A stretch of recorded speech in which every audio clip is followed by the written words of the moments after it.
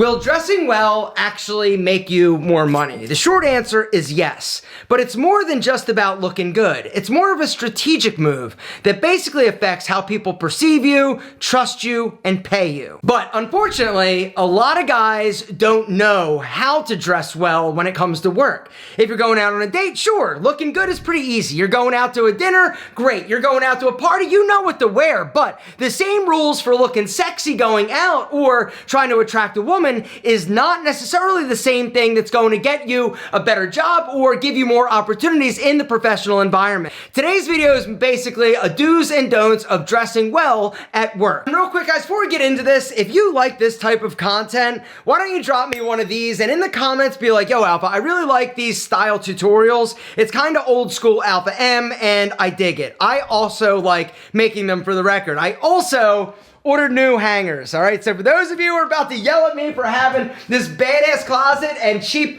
plastic hangers, yesterday, guess what I did? I ordered all new wood hangers. They'll be here soon. Now, let's get down to business, all right? One of the mistakes that guys make when it comes to getting dressed for work is thinking, oh, I'm gonna wear the same thing that I did at the bar or when I went to that party or to look sexy like Alpha told me. Unfortunately, looking sexy and dressing for a night out is definitely not the same, and it's not gonna hit the same if you go and wear the same thing to work, all right? A few things, like skin, right? I'm a big fan of 3 buttons, unbutton. If you're wearing a button-up shirt, if you're going to work, do not unbutton 3 buttons. You don't wanna show as much skin. I would say 2 buttons max, all right? Something else is jewelry. I wanna get that out of the way right up front. If you are going to work, it doesn't really matter what environment you're in. I personally would remove earrings if you're wearing them. I also would not wear bracelets or extra rings other than possibly a wedding band. And then in terms of jewelry, a watch is the only thing that I would personally wear, because accessories are one of those things that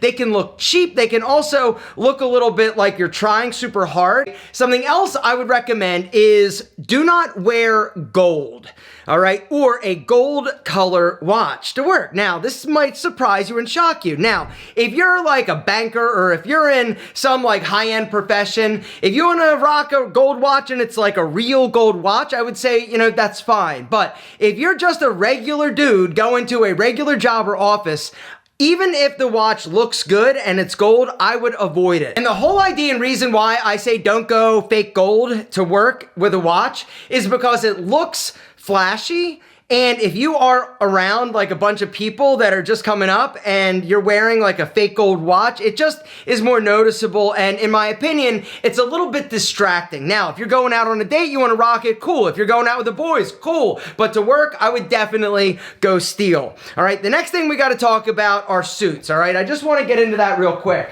I would not wear a suit with a peak lapel to work. All right. Now, if you're going to a party, you're going to an event, you're going to a wedding, a peak lapel, I think, is a more stylish option. But when it comes to work, I would go subtle. I would also go more subdued, and I would go with a standard notch lapel. It's going to be more universally accepted. It's also going to be easier to kind of dress down or dress up. The peak lapel is just a little bit more stylized and elevated of an aesthetic, and honestly, I would avoid it at work. Something else that I would avoid is big, bold patterns, all right? Patterns are great, but if you're going to work, I would not try to like overdo it with some type of like super funky pattern. The other reality is that when you actually have a suit with a substantial pattern, you're basically gonna only be able to wear it a few times before somebody's like, oh, you're wearing that same pattern suit. And so a solid navy or a solid charcoal, in my opinion, is going to be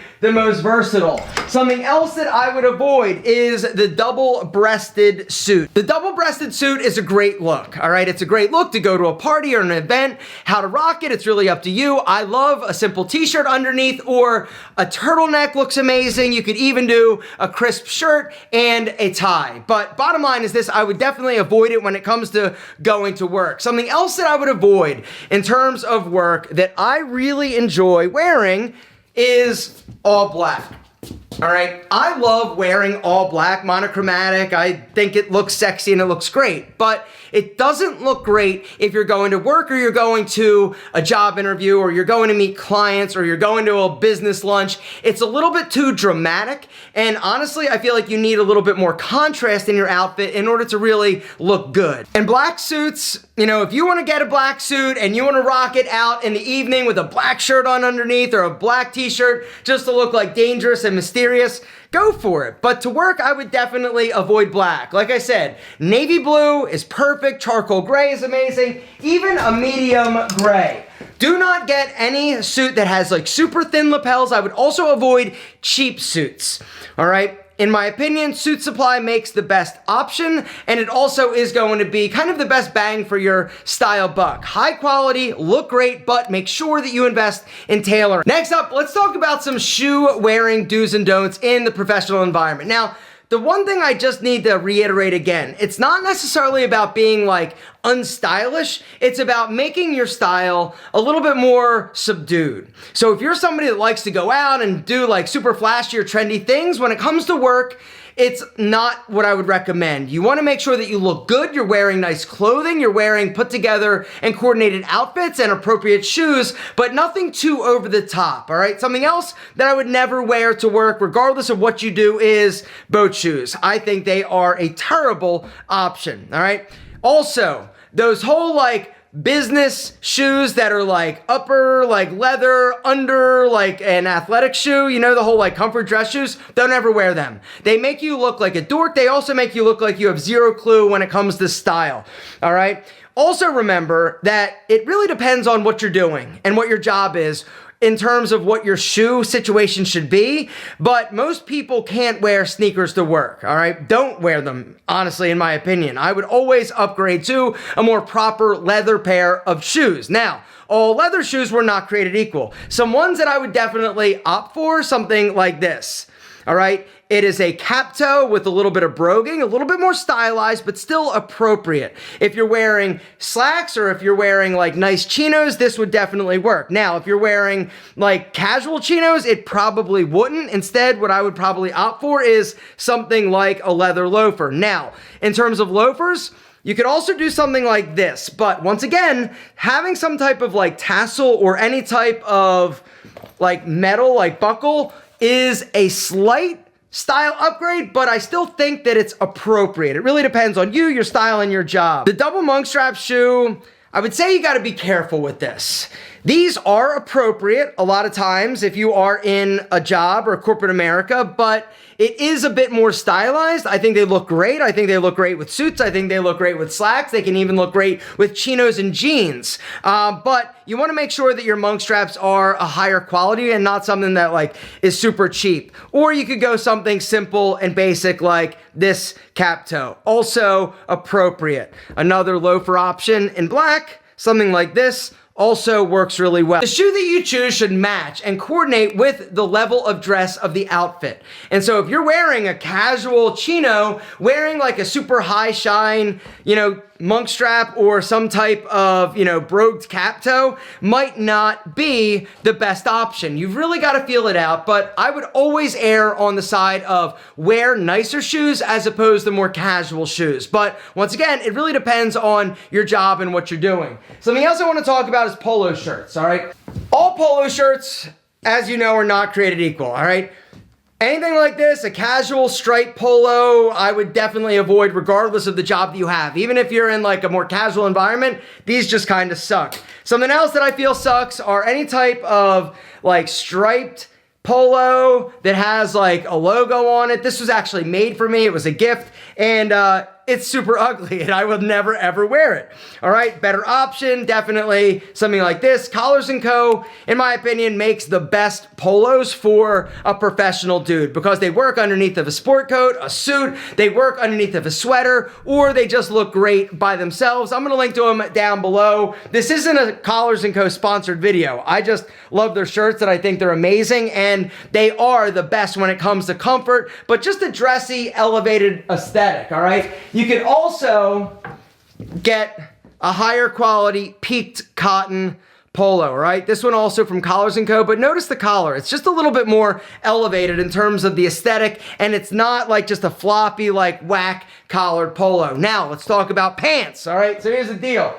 Jeans, I would definitely not wear to work unless it's like casual Friday, but if it's casual Friday, you're dressing those mother effers up, all right? And I would definitely go with something that's a little bit darker and then possibly rock it with a nice loafer or some type of double monk and then a suitable and appropriate top, all right? Don't go business casual, super casual Friday because that sucks. It's also a little trick. I feel like it's a trick. If it's casual Friday and everybody in the office is dressing like a slob and you show up and you're dressed like excellent, and I'm not saying like normally like if everybody's wearing a suit and you get to wear something a little bit more casual, don't wear something like super casual. Dress it up a little bit. Look sexy, gentlemen. Don't disappoint your boy Alpha. But other than that, jeans I would say is pretty much a no-go. If you are going to be wearing jeans, you're able to wear jeans, make sure that they fit, make sure they are non-distressed, meaning they don't have a bunch of tears or craziness going on. They also shouldn't be too skin tight. Nobody wants to promote a dude that's wearing skinny jeans. Trust me. Also,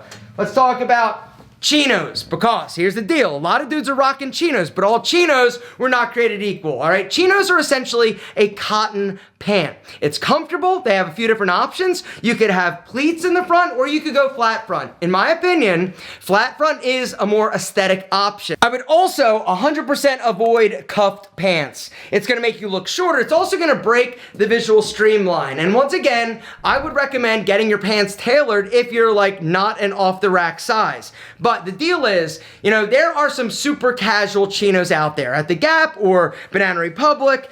I would look for something that is a little bit higher end, all right? Something like this. These pants are from the company Theory. They are a little bit more expensive. They've got a bunch of stretch in them, but they are a nicer elevated like chino without going the whole like slack dress pant option, all right? You've got a few different options, a few different colors. All right, I've also got them in green, I've got them in navy blue, I've got them in some other colors, all right? Another option is some type of slack.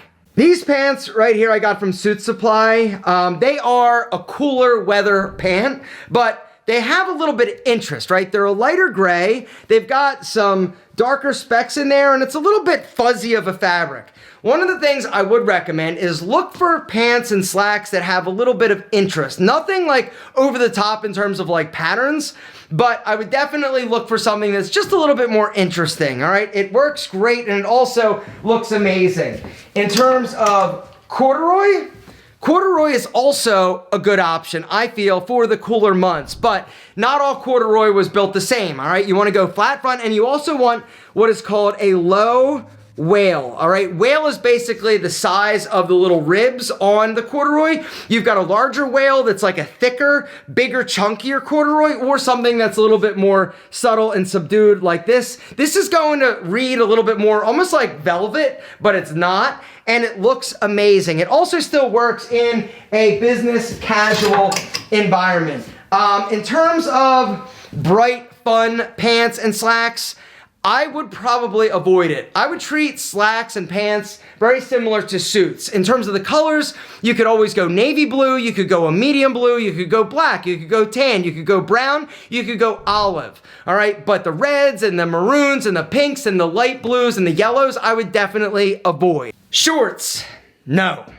Even when it's hot, don't do it.